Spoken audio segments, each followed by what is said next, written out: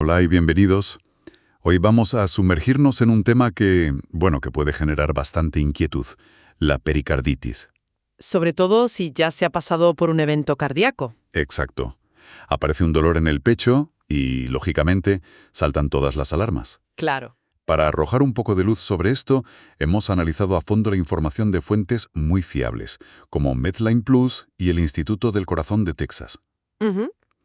El objetivo es dejar claro qué es, por qué ocurre y, sobre todo, cómo se diferencia de problemas más graves. Vamos a desgranarlo. Perfecto. Pues para empezar, creo que es útil visualizar el corazón. No está, digamos, flotando sin más en el pecho. No, para nada.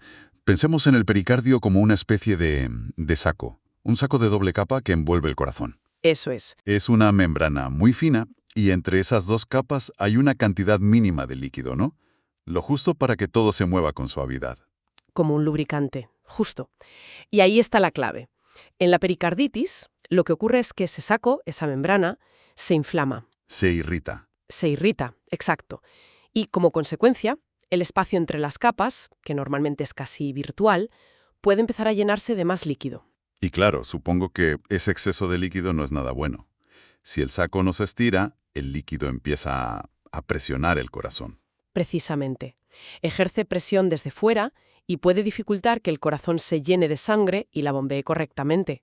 Y aquí está la primera gran distinción, ¿sabes? A ver, El problema no está en el músculo cardíaco, como en un infarto, está en su envoltura. claro, es un problema, por así decirlo, del vecindario del corazón, no de la casa en sí. ¡Qué buena analogía! Sí, es exactamente eso. Vale, esa distinción es fundamental. Pero me imagino que cuando el síntoma principal es un dolor de pecho, es muy difícil mantener la calma. Lógico. Aquí es donde la cosa se pone interesante, porque el dolor de la pericarditis es muy particular. Las fuentes lo describen como agudo, punzante. Sí, como una puñalada, dicen algunos. Y lo más importante es que tiene un rasgo distintivo, que es una pista diagnóstica potentísima. ¿Qué es? El dolor casi siempre empeora con dos cosas: al respirar hondo Ujú. y al tumbarse boca arriba. Y en cambio, y esto es clave, mejora de forma muy notable al sentarse e inclinarse hacia adelante. O sea que el simple hecho de cambiar la postura, de echar el cuerpo un poco hacia adelante, puede aliviar el dolor. Eso es algo que la propia persona puede notar. Exacto. Es un gesto casi instintivo y tiene una explicación puramente mecánica. Claro. Al inclinarnos por la gravedad, el corazón se aleja un poquito de esa capa inflamada del pericardio y el roce doloroso disminuye. Es un detalle muy revelador. Las fuentes también mencionan que a veces el dolor se irradia al cuello o al hombro izquierdo. Y otro dato, la duración. A diferencia de una angina, puede durar horas o incluso días. Correcto. Y no siempre viene solo, ¿eh? Es frecuente que se acompañe de otros síntomas más generales. ¿Cómo cuáles? Pues un poco de fiebre, no muy alta, tos seca, una sensación de cansancio profundo, malestar, parecido a cuando estás incubando una gripe, ¿sabes? Entiendo. Y también describen la ansiedad como un síntoma, lo cual es totalmente comprensible. Un dolor así en el pecho es una de las experiencias más angustiosas que hay. Desde luego. Y hablando de las causas, ¿qué es lo que provoca esta inflamación? ¿Es siempre una infección? Esa es la gran pregunta. Y la respuesta es un poco frustrante, porque en muchísimos casos nunca se llega a saber la causa exacta. Se le llama idiopática. Ah, Pero cuando sí se identifica un culpable, el más habitual, con diferencia, es un virus. A menudo los mismos que causan un resfriado o una gripe. o sea que un catarro normal y corriente podría, en un caso desafortunado, acabar provocando un dolor de pecho tan alarmante. Podría. Es infrecuente, pero es posible. Ahora, el abanico de causas es mucho más amplio. También hay infecciones por bacterias u hongos, aunque son más raras. Y luego hay otras enfermedades, ¿no? Sí, entramos en el terreno de las enfermedades autoinmunes, el lupus, la artritis reumatoide, patologías en las que el sistema inmunitario ataca por error a sus propios tejidos. Y a veces su objetivo es el pericardio. Y la lista sigue por lo que veo en las fuentes. Insuficiencia renal, algunos tipos de cáncer, un golpe fuerte en el pecho. Incluso ciertos medicamentos, fíjate, o la radioterapia en la zona del tórax. El espectro es muy variado. Vale, ahora llegamos al punto que probablemente genera más temor. La pericarditis que aparece después de un infarto. Uf, sí.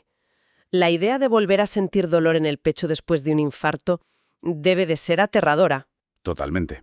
Y por eso es vital entender que no es un segundo infarto. Es una complicación, una consecuencia del primero. Las fuentes describen dos escenarios. El primero es la pericarditis temprana, ¿verdad? Ocurre muy pronto. Sí, entre el primer y el tercer día después del infarto.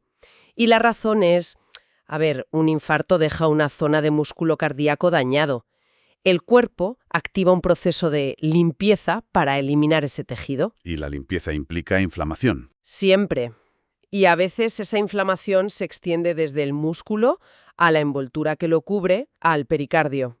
Es como si los equipos de limpieza y reparación hicieran tanto alboroto que acabaran afectando a la casa de al lado. Esa es una imagen perfecta. Exactamente eso. Y el segundo escenario, el que aparece más tarde. Ese es el síndrome de Dressler, o pericarditis tardía. Es más desconcertante porque puede aparecer semanas o incluso meses después. Meses. Sí, meses después del infarto o de una cirugía de corazón, cuando la persona ya cree que ha pasado lo peor. Es fascinante y un poco inquietante, ¿no? Que el cuerpo al intentar curarse cree otro problema. Es una especie de fuego amigo biológico. Se cree que es una reacción autoinmune. ¿Cómo funciona eso? Pues durante el infarto el sistema inmunitario entra en contacto con proteínas del músculo cardíaco que normalmente no ve. Las identifica como extrañas y, tiempo después, fabrica anticuerpos contra ellas. Ya.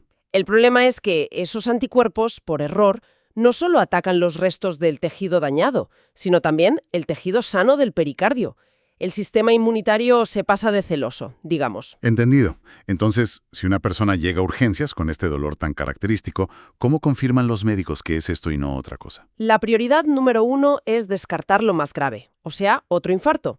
Y el primer paso es algo tan clásico como escuchar con el estetoscopio. La auscultación. Exacto. Se busca un sonido muy específico, el roce pericárdico. ¿De verdad? ¿Se puede llegar a escuchar el roce de las capas inflamadas? Pues sí. Se describe como el sonido del cuero al frotarse, un ruido de fricción que va con el latido. No siempre se oye, pero cuando se detecta es una pista muy, muy potente. Y a partir de ahí me imagino que vienen las pruebas. El electrocardiograma, supongo. Sí, el electro. Es muy útil porque la inflamación del pericardio provoca unos cambios en el trazado que son bastante típicos y sobre todo diferentes de los de un infarto. Claro. Luego, una radiografía de tórax, para ver si la silueta del corazón está agrandada por el líquido. Pero la prueba estrella, por lo que entiendo, es la ecocardiografía, ¿no? Sin duda, la eco del corazón. Es la herramienta definitiva. Nos permite ver directamente si hay líquido en el saco pericárdico. Podemos medir con precisión cuánto hay. Es la prueba que confirma la sospecha. Y también se mencionan los análisis de sangre. Son cruciales. Por un lado, medimos marcadores de inflamación, como la proteína C reactiva. Si están altos, confirman que hay un proceso inflamatorio. Y por otro, Y esto es vital, medimos los marcadores de daño cardíaco, las troponinas. Si las troponinas están normales, nos dice con mucha seguridad que ese dolor no lo está causando un nuevo infarto. es la confirmación que todo el mundo necesita en ese momento. Totalmente. Vale. Diagnóstico confirmado. Pericarditis. ¿Cuál es el tratamiento?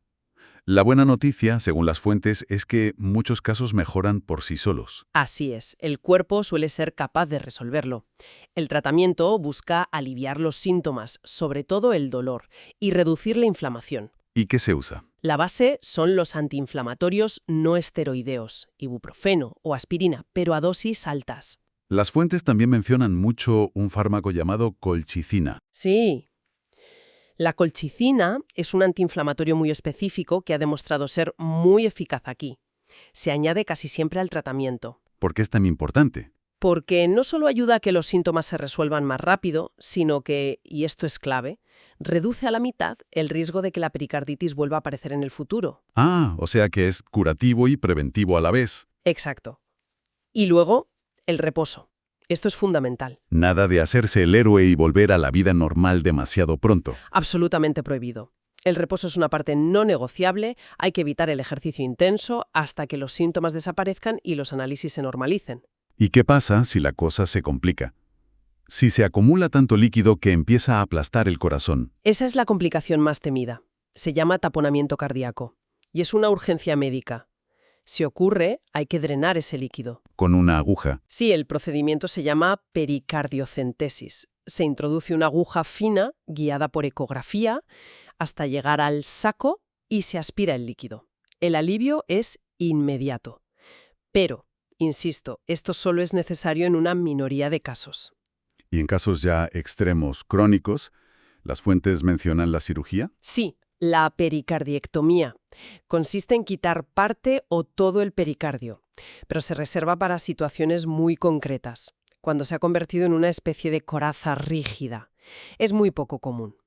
En resumen, el pronóstico general parece bueno, ¿no? La mayoría de la gente se recupera por completo. Efectivamente, con ese riesgo de que pueda volver, pero si se sigue el tratamiento a rajatabla, sobre todo con la colchicina, ese riesgo se minimiza mucho. Entonces, si tuviéramos que quedarnos con las ideas clave de todo esto, primero, la pericarditis es la inflamación de la envoltura, no del músculo cardíaco en sí.